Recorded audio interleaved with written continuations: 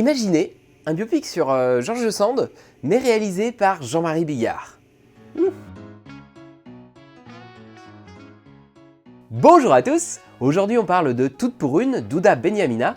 Et alors c'est la réalisatrice de Divine qui est sortie en 2016 et qui avait fait pas mal parler de lui, il avait notamment obtenu un prix à Cannes. Elle revient cette fois avec un film de KPDP qui raconte l'histoire de Sarah, une jeune fille qui va croiser la route des trois mousquetaires qui sont à la recherche de la reine de France qui s'est enfuie. Elle va donc intégrer leur équipe, mais elle va vite se rendre compte que les trois mousquetaires sont en réalité des femmes qui se déguisent, qui se mettent des fausses barbes et tout.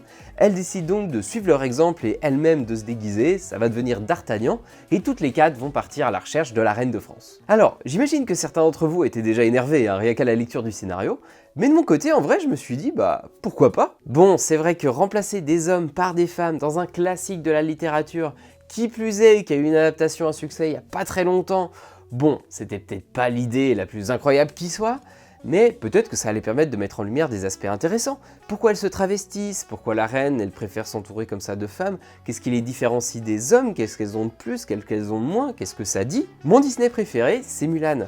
Et donc, j'espère un petit peu retrouver cet esprit-là en fait. Et alors finalement, verdict, qu'est-ce qu'il en est?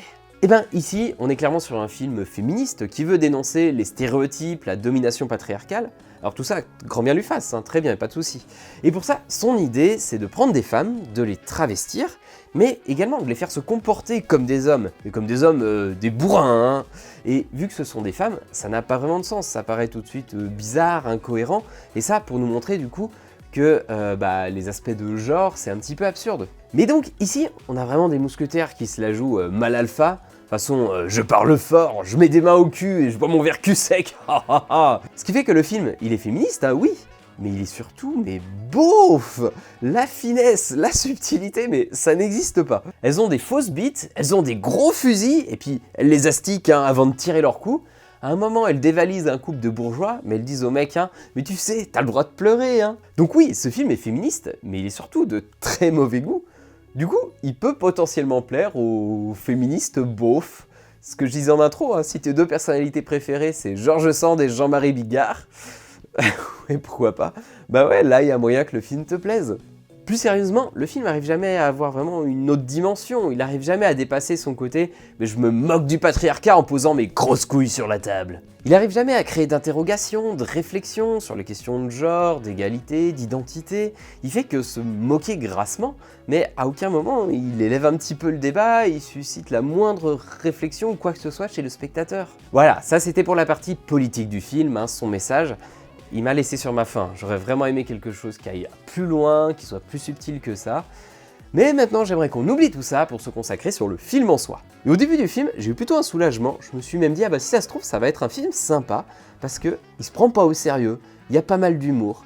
Et ouais, je me suis vraiment dit, c'est cool quoi, le film se prend pas au sérieux, a l'air d'être un bon délire, ça rend déjà la démarche plus intéressante, on n'est pas sur une version Les Trois Mousquetaires au féminin, mais plutôt sur une parodie où tout va vraiment être décalé. Donc sur la première moitié du film, il y a un moyen de passer un moment sympa parce qu'il y a pas mal de traits d'humour, mais ces traits d'humour, on en a déjà parlé, c'est quand même de l'humour très très lourd, très très gras, voilà, il y a moyen de passer un bon moment, toujours à condition d'être beauf et féministe.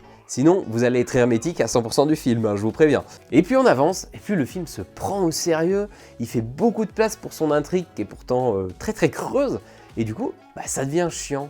Les personnages sont pas très très attachants, l'univers est pas réaliste, pas intéressant, il n'y a pas eu d'enjeu qui a été construit sur toute la première moitié du film, donc non, c'est chiant. Pour illustrer ça, justement, l'intrigue c'est quoi? C'est les mousquetaires qui recherchent la reine de France parce qu'elle a fui la cour. Et voilà, fin du scénario. Donc comment tu veux créer de l'enjeu, de l'intérêt avec ça? Ça passait pour une comédie ou une parodie, parce que justement, il fallait un truc un peu simpliste, ça fait partie du délire que d'avoir des raccourcis. Mais là, si tu veux la jouer un petit peu film d'aventure, ou si tu veux créer de la tension, de l'émotion, il fallait faire un petit peu plus. Là, c'est totalement inintéressant. Donc l'histoire non plus ne vaut pas vraiment le coup. Et pour finir, faut qu'on parle de la réalisation, parce que je crois que c'est ce qui m'a le plus dérangé. Une histoire simpliste, bon, c'est dommage, mais c'est pas rédhibitoire. Un message pas très subtil, en vrai, ça me dérange pas tant que ça. Son humour un peu gras, bon, ça passe. Mais quand tu sors un film au cinéma, il y a quand même un minimum de rigueur technique à avoir, quoi. La plupart des plans sont juste moches, Regardez la bande-annonce, soit on voit rien, soit l'image elle est toute voilée parce qu'elle est surex, ça donne absolument pas envie. Et c'est parce que tout le film est comme ça, c'est pas la bande-annonce qui est mal choisie, c'est vraiment le film, c'est une catastrophe. Alors je crois qu'ils ont voulu tourner l'essentiel du film en lumière naturelle, mais du coup 80% des plans sont mal exposés. Tourner en lumière naturelle, ça impose beaucoup plus de rigueur qu'avec la lumière artificielle où tu peux tricher plus facilement. Là, faut être sûr de ton cadrage, faut être sûr de ton timing, t'as vraiment pas le droit à l'erreur. Et en plus de l'image, le montage, mais ça va pas du tout non plus. Alors, je pense que c'est pas le montage qui a foiré, c'est plus au moment de la réalisation où ils ont raté des trucs et après ils ont bricolé comme ils pouvaient au moment du montage. Mais on a vraiment l'impression que par moment, il manque des plans. Le grimage des actrices aussi, leurs fausses barbes, leurs costumes. Oh mais c'est moche! Tous les costumes sont moches d'ailleurs. Ceux qui m'ont quand même fait beaucoup rire, ce sont les soldats de Richelieu, parce que ils sont tous en noir mais avec des combinaisons moulantes façon ninja! Mais pourquoi vous faites ça? Ah, et ce qui est très rigolo aussi, c'est qu'ils sont tous mais exactement pareils. T'as une horde de 15 ennemis qui arrivent et ils sont tous identiques de la tête aux pieds. Alors, c'est normal qu'ils aient le même uniforme, mais généralement, on fait attention à ajouter un petit peu de vie dedans, à user les costumes pas forcément de la même manière, à les accessoiriser pas non plus parfaitement pareil. Mais là, non, ils sont tous parfaitement identiques, on dirait des PNJ de jeux vidéo. Et du côté de la musique, on est sur une bande-son anachronique, très moderne, qui est très vénère, avec des gros boom boom. On est à l'image du film en fait, on n'est pas là pour être dans la subtilité. Alors il y a des erreurs qu'on peut pardonner, un petit film, un semi-pro avec un mini budget, mais là, le film a coûté 10 millions d'euros. Alors c'est clair, on n'est pas sur les budgets des 3 mousquetaires de Pathé, mais on est quand même sur un très gros budget qui permet de faire un film pro sans aucun souci. Donc il y a quand même pas grand chose qui va dans Toutes pour une.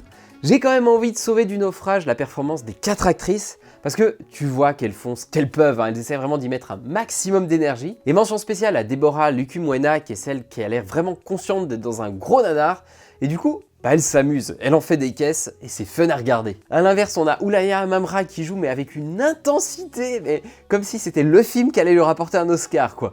Et du coup, non, ça marche pas du tout. Mais c'est pas grave, tu sens aussi qu'elle essaye de faire au mieux, qu'elle se donne. Donc Toutes pour une, c'est une première partie mal filmée, mais avec un petit côté parodique qui peut être sympa. Quel dommage que ça soit aussi lourdingue, quoi.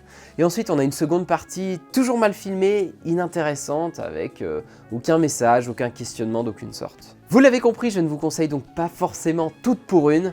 C'est un gros nanar, Et c'est dommage parce qu'avec un petit peu de finesse dans tout, dans son scénario, dans sa réalisation, dans son message, dans son humour, ça aurait pu être beaucoup mieux. Merci beaucoup d'avoir regardé cette vidéo, j'espère qu'elle vous a intéressé. Si vous avez vu le film, donnez-moi votre avis, ça m'intéresse. Allez au cinéma et mangez des pizzas!